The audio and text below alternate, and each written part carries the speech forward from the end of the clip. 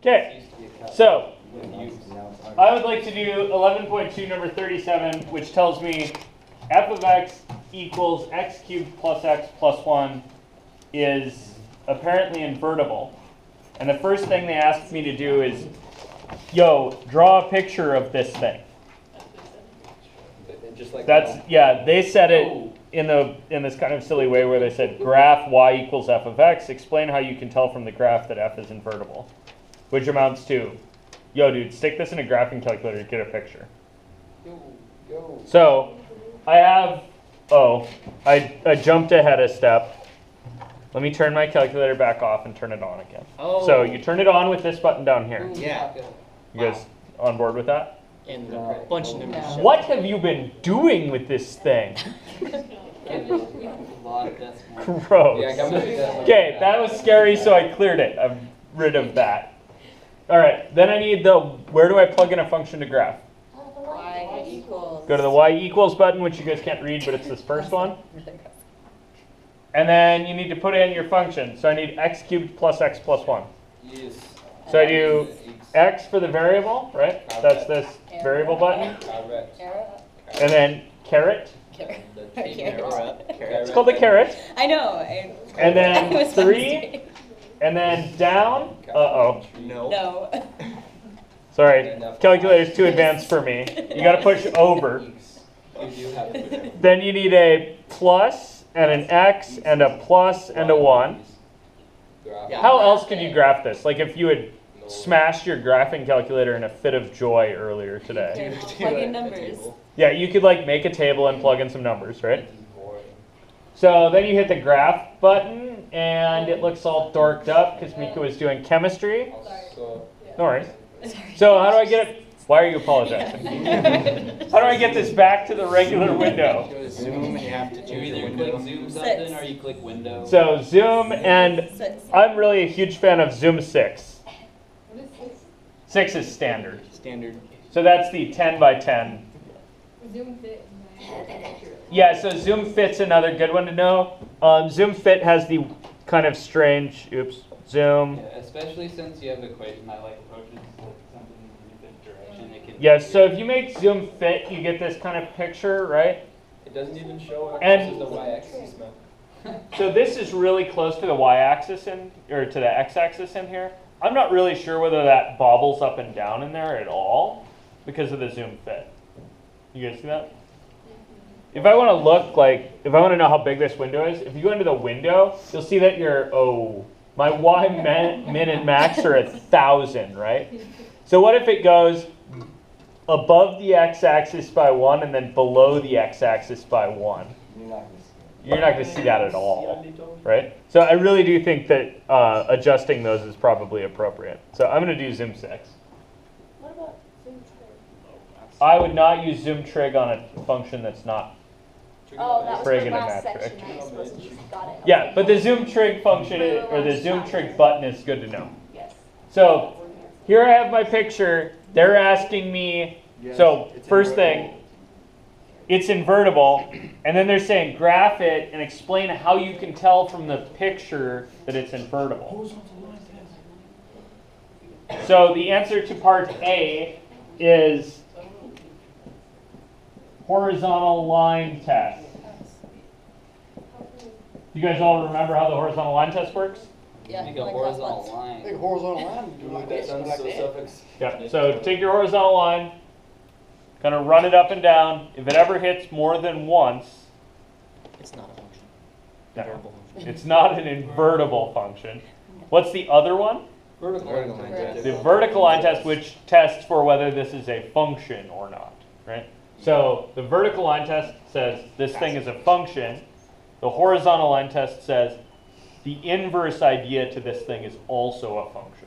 Yeah. You guys see that? Mm-hmm. Okay, then part B asks me,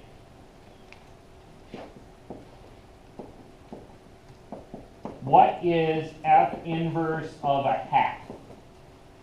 That. Okay. Just plug in. If you plug in a half, you're going forward on f, right? So that's me thinking this way, right? Here's f. this one's F inverse. And because of the horizontal line test, I know that's a solid line, right? I know there's actually an inverse. Yep. You guys see that?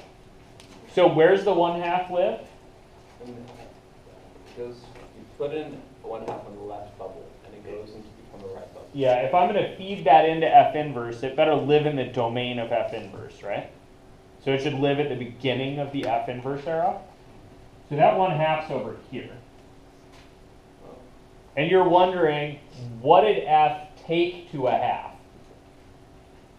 You guys see that? So there's like some place over here, right? Yeah. That goes there. So 1/2 equals x. So this I know F inverse is going to take this arrow back. Right? So what's F inverse of a half is me basically wondering, what did you put into the function to get a half out? Yeah, that makes sense. See that? So on my picture here, I want to know where which part, the y or the x is a half. Wow. The X. The X. X. Not the- This is a picture of F. You guys see that? Yeah. So I want to know where F of what is a half. So You guys see So that? you Yeah. gotta set. So I need the y to be a half, because the 1/2 lives in the range of F, right? So that's in the y's. So I want to go like, probably the easy way is table. And so I went into table. Oh.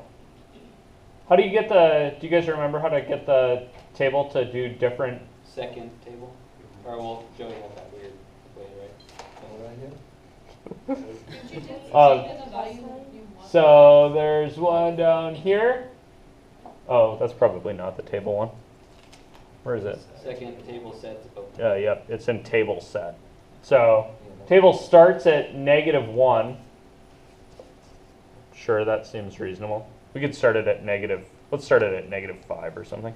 And then the change in the table is how far apart the rows are, right?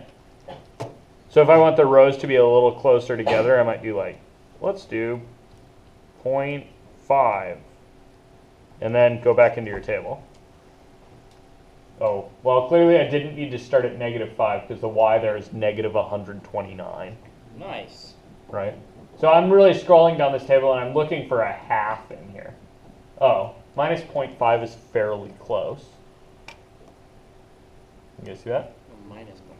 Like -0.5 gives you 0.375. Mm-hmm. Okay, so obviously I need to get a little bit bigger than 0.375. So if I go back into my table set thing, I don't need it to start at -3. I need it to start at like -1 maybe. And if I go up by tenths instead of halves, now when I go into my table, I'll be looking at, oh hey, 0.53 is pretty close. You guys see that? So I'm thinking F inverse of a half is about -0.4, Negative, yeah. like -4/10, right? And if you wanted a better answer, you could say, okay, so I want to go into my table set again and start things at -0.5 and go up by 0.01s. Oops. 0.01s. And then hit table. And then scrolly. Oh, it's someplace between 0.42 and 4.3. You guys see that? Like 425. So yeah, we might do -0.425. You guys see that? So there's another way to do this. Do you guys want to see the other way, or do you want to live with this one? Let's do the other way. Is it easier? Other way? I think the other way is easier. So what I'm looking for, right, the equation I'm looking to solve is when is f of x a half, right? You see that? I have a graph of f already. That's what's in y1 there. Oh, I'm going to graph a half. what the heck? That's so cool. Yeah, and you can do this to solve any equation essentially at all. You just graph both sides and see where they hit each other. Yeah. So I'm going to graph my two sides of my equation, f and 1/2. Zach's just overjoyed. Why didn't we do this in the first place? This is so easy. So, okay, so there's my picture. Obviously, I could stand to zoom in a little bit, right? So I might do just straight up zoom in.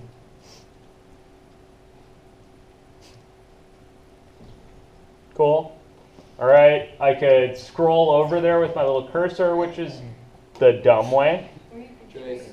Yep, hit trace for sure to lock your cursor to one of the graphs.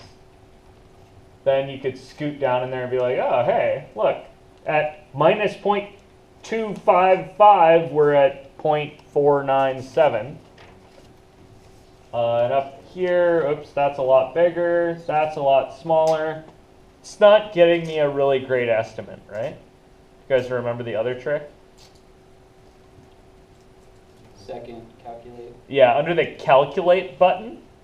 So see here it says calculate above this little guy. If you do second, calculate, and then scroll down a bit here, number 5 is intersect, which is what you want, right? You want to know where those two lines intersect. So you do, okay, I want the intersection, and then it's going to ask you for first curve, and the name of that curve is up here. You guys see that? So that's F, right? I want F to be my first curve, so I'm hitting enter, and then I want my second curve to be a half. And then it's going to ask me for a guess. Should be noted, it doesn't really matter too much where you guess. The calculator's pretty good at this. The closer you guess, like, the closer you actually guess to where this intersection is, the faster things will happen. And the more likely you are to find the right one. So it's telling me, okay, so it looks like minus 0.238538 is probably a better guess. Yeah. It's still an approximation, right? Yeah.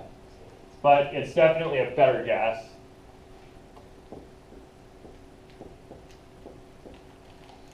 It's a lot of sig figs. That's way too many things. Totally. Don't believe that sig figs aren't a thing. You can get paid. I'm just kidding. Sig figs are kind of a thing. Kind of. Yeah. Yeah. Sig figs are like a substitute for doing good statistics. Yeah, and that's like money. Well, Money is behind sig. Okay, cool. Questions on this? You can always use this trick to check your answers. So anytime you're solving any equation at all, graph the left side, graph the right side, calculate the intersects between them, zoom out a little bit, make sure you haven't missed any, zoom in a bit, make sure you haven't missed any, and you can use this to check all the answers on your tests. Cool? If you want to know whether you've gotten things right, or if you want to get full credit rather on your test, draw me a picture, tell me what you're doing on the calculator, okay? Deal? Yeah. The used graphing calculator circle is not a lot of partial credit if you did it wrong. If you draw me a picture of what you're looking at on the graphing calculator, sometimes I can be like, oh, you just missed a parenthesis. Okay, like life happens. If I bring in a Polaroid camera and take a picture of my graph. Please don't do that.